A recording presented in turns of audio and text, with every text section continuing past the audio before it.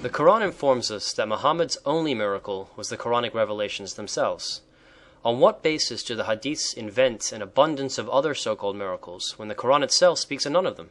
You are of course correct, since the most surprising revelation in the Quran is the fact that it does not contain a single report of any miracle achieved by Muhammad.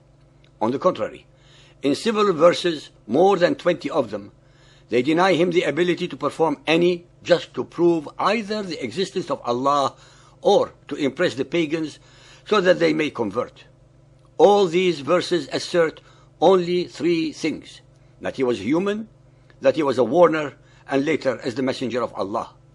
Not even once does the Quran imply that Muhammad was a miracle worker. In fact, the Arabic word for miracles, mu'jizat or a'jubat, are not mentioned at all in the Quran.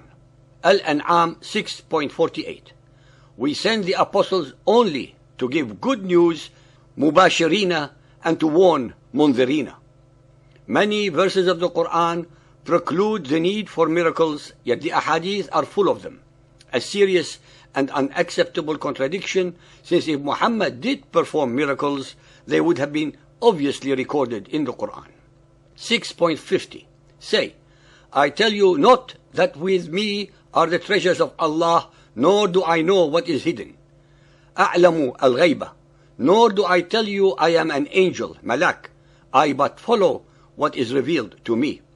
Al-Ra'd 13.7.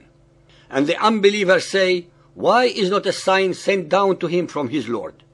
But thou art truly a warner, munziru, and to every people a guide. This verse explains very clearly the functions of Muhammad. He is a warner and definitely not a miracle worker. Al-Isra 17.90. They say, we shall not believe in thee until thou cause spring to gush forth for us from the earth, or until thou have a garden of date trees and vines, and cause rivers to gush forth in their midst, carrying abundant water, or thou cause the sky to fall in pieces, as thou sayest will happen against us, or thou bring Allah and the angels before us face to face, or thou have a house adorned with gold, or thou mount a ladder right into the skies. No, we shall not even believe in thy mounting until thou send down to us a book that we could read. Say, glory to my Lord. Am I aught but a man and an apostle? What kept men back from belief when guidance came to them was nothing but this. They said, has Allah sent a man like us to be his apostle, Rasulah? The demand by the Qurayshites for miraculous proofs is understandable both from the cultural and psychological points of view.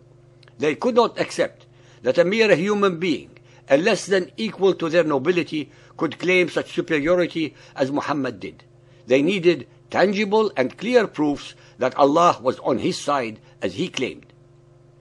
Al-Kahf 18.110. Say, I am but a man like yourselves, but the inspiration has come to me, yuha ilayya, that your God is one God.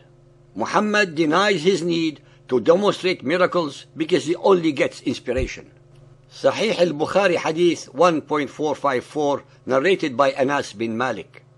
Two of the companions of the Prophet departed from him on a dark night and were led by two lights like lamp going in front of them from Allah as a miracle, lighting the way in front of them. And when they parted, each of them was accompanied by one of these lights till he reached their respective houses. Sahih al-Bukhari 5.208, narrated by Anas bin Malik. The people of Mecca asked Allah, Apostle, to show them a miracle. So he showed them the moon split in two halves, between which they saw the Hiram mountains. Sahih al-Bukhari Hadith 6.387, narrated by Ibn Mas'ud. During the life of Allah's Apostle, the moon was split into two parts. One part remained over the mountain, and the other part went beyond the mountain. On that, Allah's Apostle said, witness this miracle. Sahih al-Bukhari 6.388, narrated by Abdullah. The moon was cleft asunder while we were in the company of the Prophet, and it became two parts. The Prophet said, witness this miracle. The story of the alleged miracle of the splitting of the moon, a cosmic event of catastrophic significance, was only observed in Arabia and only by Muhammad and his entourage in Mecca. None of the great civilizations of the time were able to observe this event, nor were they aware of it to report it. Presumably, the moon was eventually put together. These contradictory stories of alleged miracles were invented by his followers over a period of 300 years after his death to make him appear superhuman and semi-divine, despite the fact that both the Quran and other ahadith firmly deny that Muhammad was able to perform any miracles. Sahih al-Bukhari 8.115, narrated by Anas bin Malik. A man came to the Prophet on a Friday while the Prophet was delivering a sermon at Medina and said, "There is a lack of rain, so please invoke your Lord to bless us with the rain." The Prophet looked at the sky where no cloud could be detected. Then he invoked Allah for rain. Clouds started gathering together, and it rained till the Medina valleys started flowing with water.